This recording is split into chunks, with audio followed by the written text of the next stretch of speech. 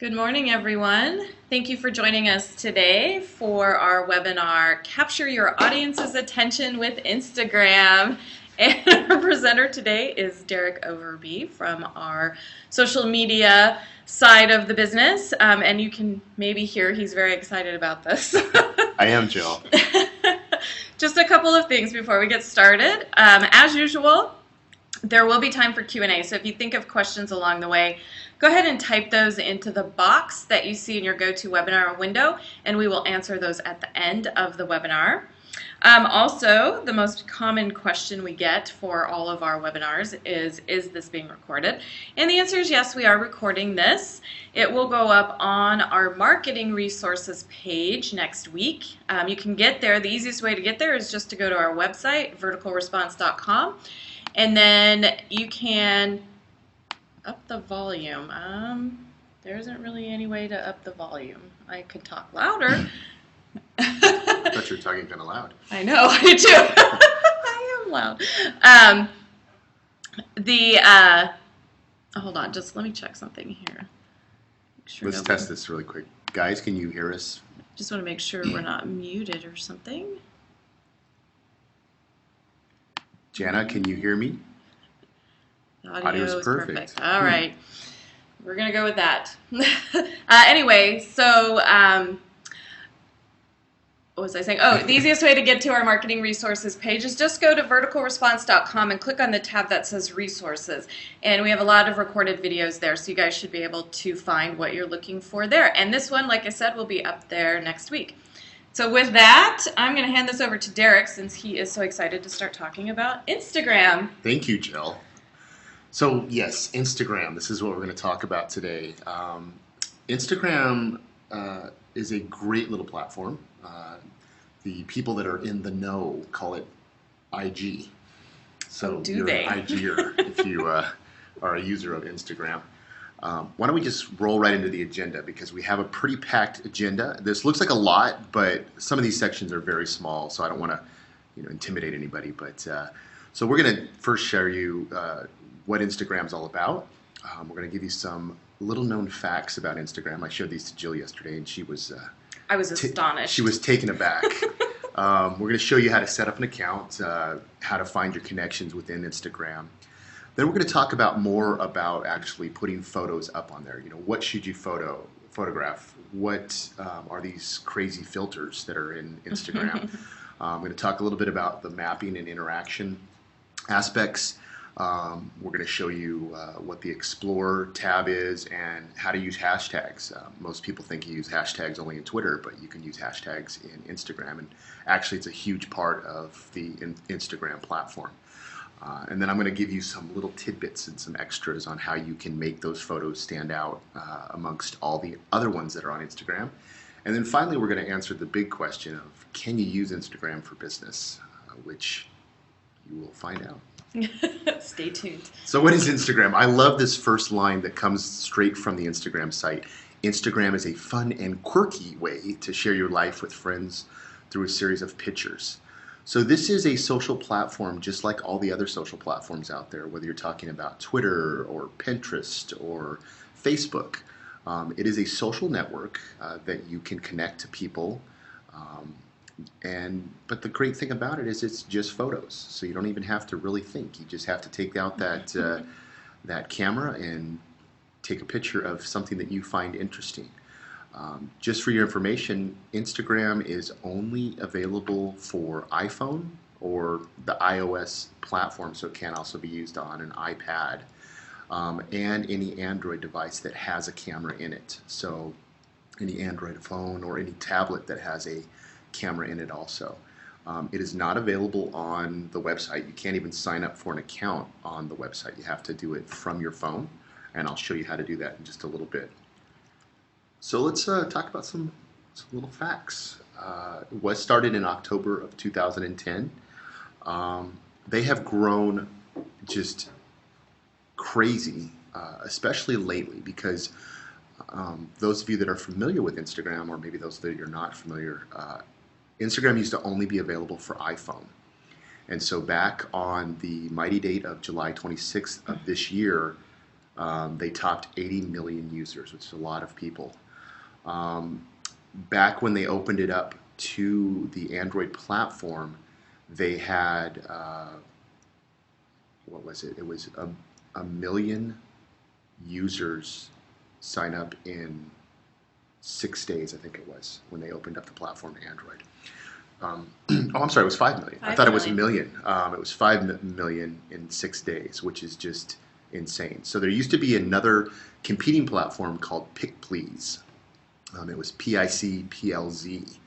And that was the only one that was available for Android before, and it took off like wildfire out of the gate. But Instagram came and slowly crushed it, and PicPlease has actually closed their doors down in July, which was kind of sad. And then, Instagram went and got purchased for $1 billion worth of cash and stock. Now it's not worth $1 billion today, but back then it was.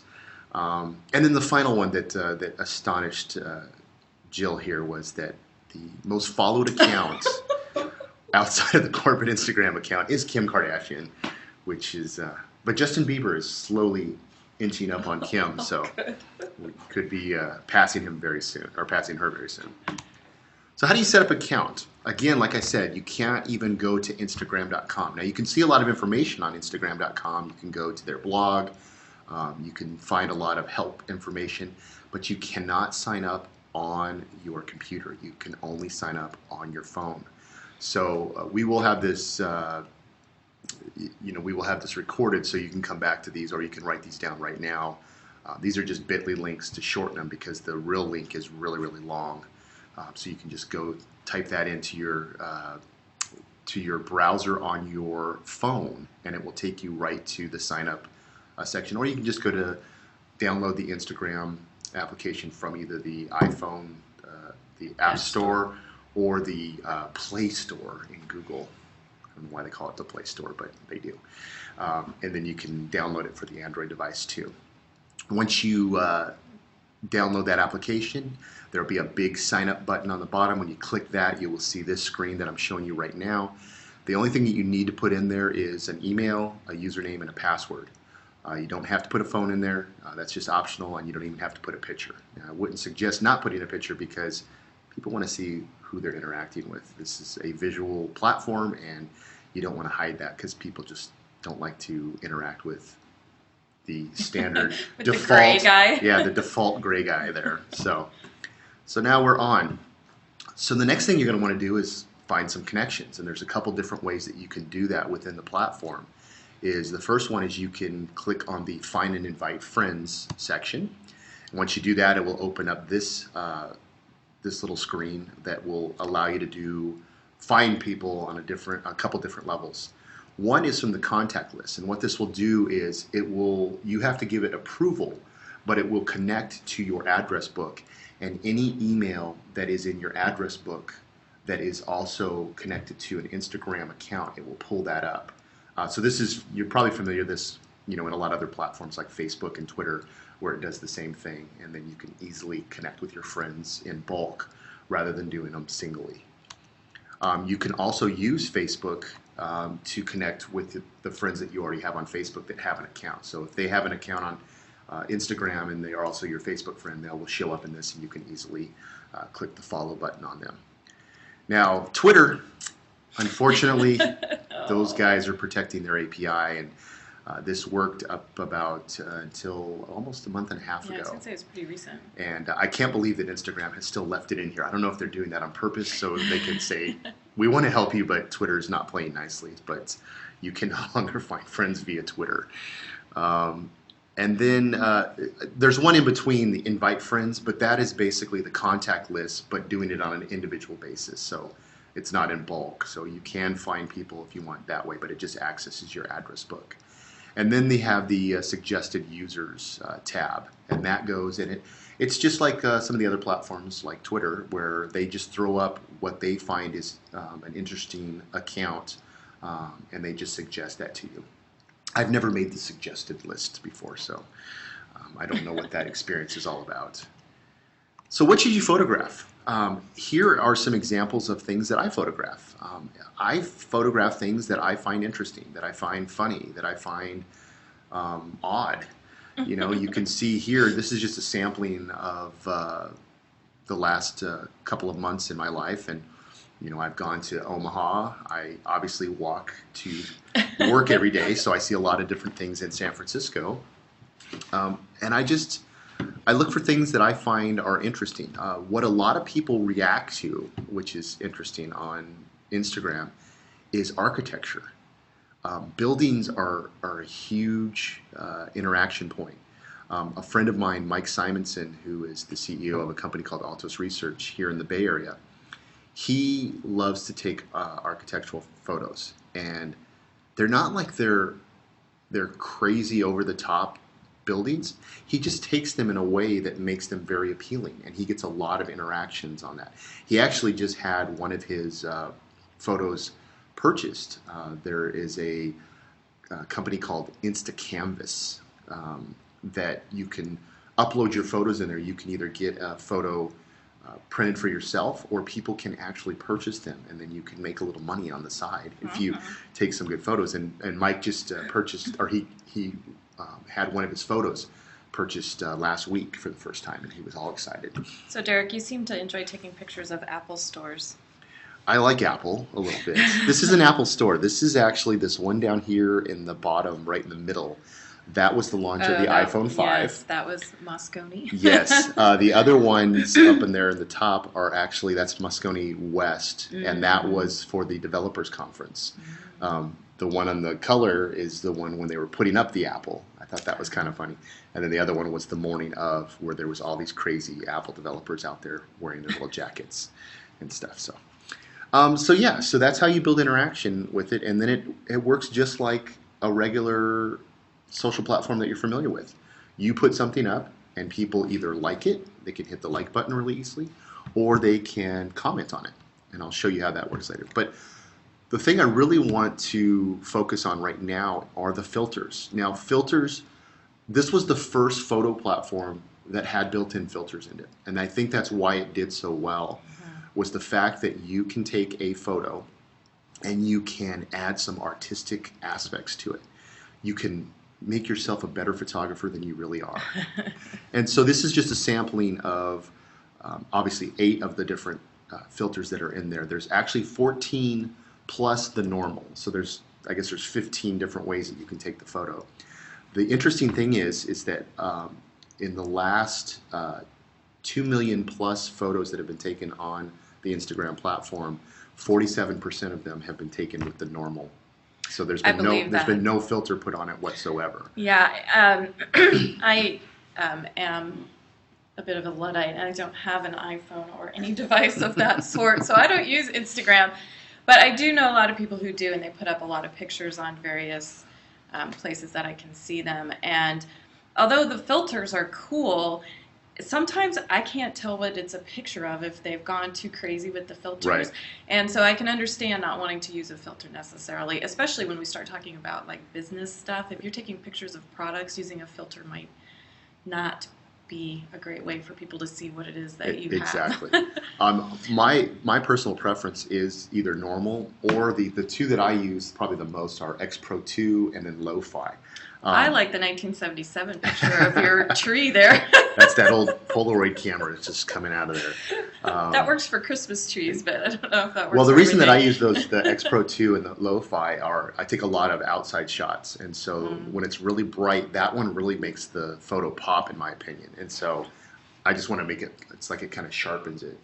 But you know, it does give you some aspects to put some originality on it. And there's a bunch of different things. I've got a link in here to a Mashable page that tells you all the little secrets on how you can manipulate the photos within it outside of even the filters.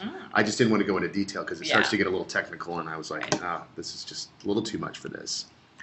So some other aspects to the platform that I think are pretty cool is they just introduced, this was just less than a month ago, was the mapping function. And I've been getting a lot of alerts from people that are mapping all their phone or all their photos. So when you take it works just like you would take like on Twitter or on Facebook, where you can geolocate it. So your phone obviously has geolocation in it, and then it tags the photo on where it was taken, and then it gives you some feedback on a global basis of where these photos were taken, which I just think is interesting. And then when you dive down on it, when you zoom in, you can see exactly which cities these were taken in. Just gives you kind of a walking map of where you've been and what you've seen. And then the one on the right is the interaction. And so again, just like you might see on Facebook, people like your photos, people comment on them, and so you can build this interaction with this group of people that you're following and they're following you. The other aspect that I find very interesting is the explore and hashtags aspects of Instagram. Now, explore, which is the one on the left, this used to be called popular, and I think I changed it about 2 months ago. And it used to be whatever photos within the last, I think it was 8 hours, had gotten the most interaction, and that could be likes and comments on the photo, showed up on this popular tab. Now it's called Explore. The photos are still the most popular photos within that time period. So it's funny, I'll come in the morning and look at Instagram, and I just go through these because there's some very great, there's some great photos that people take. I can't believe that these people do this with a camera phone, but it's just absolutely blows me away. But I'll come in the morning, and it will be all people from the Philippines and Japan and Taiwan in the morning. And then it slowly flips through the day, obviously, when they go to sleep, and then it comes out. So it's just interesting. The one in the middle is interesting because hashtags are really utilized. I think sometimes they're overutilized in a lot of the photos, because when you put the photo up, you could put hashtags in it. Now, I normally use hashtags if I'm at an event or I'm in a certain part of the area, or you can see the second one down is San Francisco Giants. If I was at a Giants game, I might take a photo of the field and then I might tag it with that, because people come in here and use the hashtags just like they do in Twitter to find photos that match with whatever subject matter that they're interested in. And so you can see San Francisco has a lot, 758,000 photos that have been tagged with that. And when you do that, when you go to the San Francisco, the one on the right shows you all the photos that have that San Francisco tag, and so you can kind of roll through those and see great information about San Francisco. Now, how can we, we saw the filters that they have in Instagram. How do we take it to the next level and really start to make our photos kind of really stand out even from those? And so I'm sharing with you 3 different applications that you can download. Now, I know these are only, I know these are available on the iPhone. I'm not sure if they're available on Android, so I apologize. I think they are, but I'm not 100% positive. So the first one is called Over, and it's a great, simple little app that you can take a photo. Like I took a photo of my lovely daughter here at the little water feature at our local park, and then I said, "Look at Miss Fancy Pants." And so I put that up on Instagram, and then I shared it with Facebook, because you can share these photos on other platforms. You can share it with Facebook, you can share it with Twitter, and you can also share it via email. And so I shared that up on Facebook, and it's just a great little thing, because I don't know if you guys are familiar, Jill. I don't know if you're obviously familiar with memes. Yeah. Memes normally take a photo and then have text built into it. So it's some kind of funny photo that you might be familiar with, and then people put their own text in there to what the person is either talking about or what. So this is kind of that same kind of concept. So Over lets you write text over the picture. Exactly. And you can place the photo, you can place the text anywhere you want. You can change the font, you can change the size, you can change the color, you can do a lot of different things to it. So it's a cool little app. The next one is called Diptyque. And this is a great one because it allows you to manipulate several photos into one photo. So you could see on the one, I went to a conference called Big Omaha, took 3 different photos, one of where we were actually, the conference was being held, one of the great Big Omaha hashtag in the back of where the speakers were talking, and then another one of 4 new friends that I made there. And I made a little collage and then put that up on Instagram. So you can not only take a photo within your camera and directly put it up on Instagram, you can also manipulate a photo outside of it and then upload it into Instagram at a later time, and that's what I did with this one. And then the final one is an app called AutoStitch.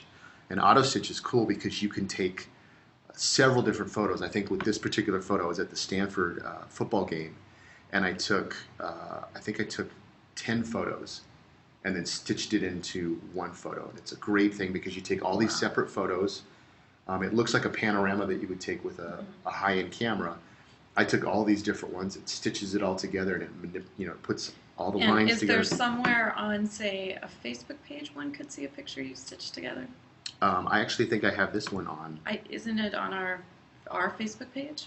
That one I actually did with a higher end camera that has a panoramic I thought it was aspects with to your it. iPhone. No. But I could have done the same thing. But but it just gives you, again, you can. It just makes an awesome photo. This is the whole stadium where normally you take that shot and you'd only get the end zone. Mm-hmm. So again, you can stand out from your normal photos that are being taken on Instagram and kind of stand out. It's really cool. You can't even tell. I know I mean, you can. It is kind of small, but still. But even when you blow it up, though, You still can't tell. Yeah, you That's can't really tell. cool. There's no way to tell the difference between all the photos that I took. So we get to the $100,000 question. Can you use Instagram for business? Well, people are already doing it. Even down here in the lower left-hand corner, we started a vertical response Instagram account a couple months ago. And we only have 27 photos. We decided to put together a street team.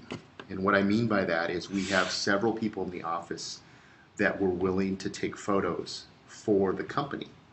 I would do that if I had an iPhone. Exactly. The problem that you have with Instagram, which I hope that they change soon, is the ability to switch between accounts. So I have my obviously my Derek Overby account, and then when I want to go and photograph something for vertical response, I have to log out of Derek Overby and then log into vertical response to take those photos. And so they don't make it very easy to have multiple accounts. And so that's what makes it challenging for myself personally, because I want to take photos for vertical response, but I also want to take photos for myself, and they may not necessarily be the same photos that I would want to take. Well, you would think, being owned by Facebook, Facebook has kind of figured that out now over the years, so they should be able to apply. I really hope that they do. But you can see some of these other well-known brands that you might be familiar with, Whole Foods, Starbucks. I mean, Starbucks has 836,000 followers on their Instagram. I should take pictures every time they can't spell my name. And all they're doing is taking photos of pastries and lattes. Even Five Guys, the hamburger place is starting their account.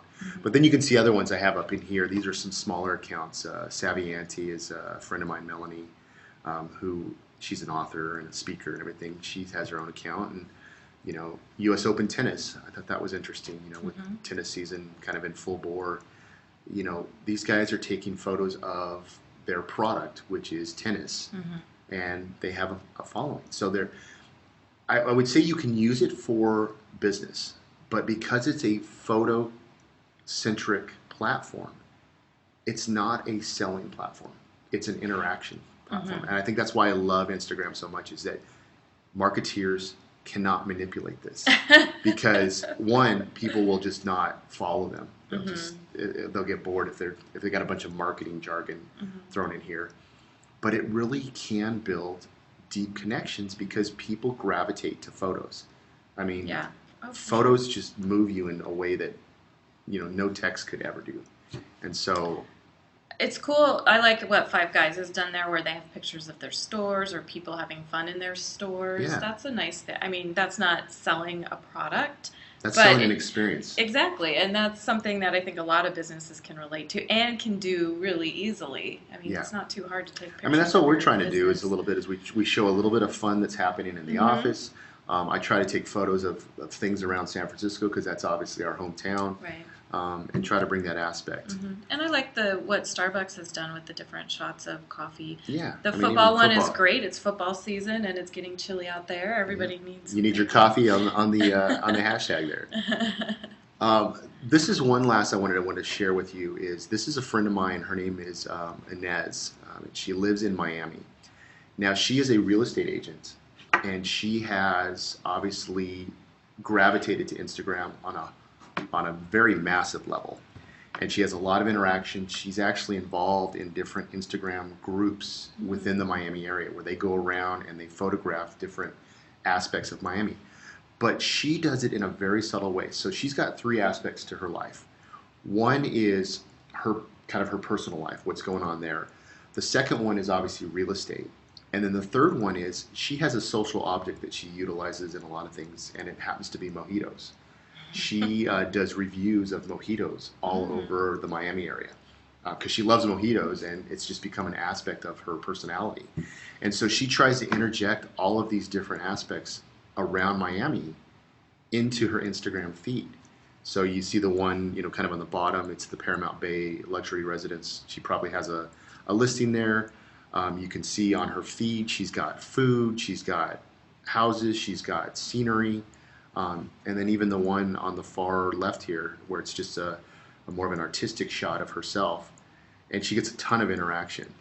And then she has a link, as you can see in the information section, back to her miamiism.com, which is her website for real estate. So people can get back to her. What she's really trying to do is sell houses and different residential properties. And she's not hard selling them on this stuff. She's just sharing aspects. She happens to be an architect too, so she has a really keen eye for angles and all this different stuff. But she started another site on Facebook called Insta Real Estate. And so this is a way to get other people within the real estate community interjected into Instagram.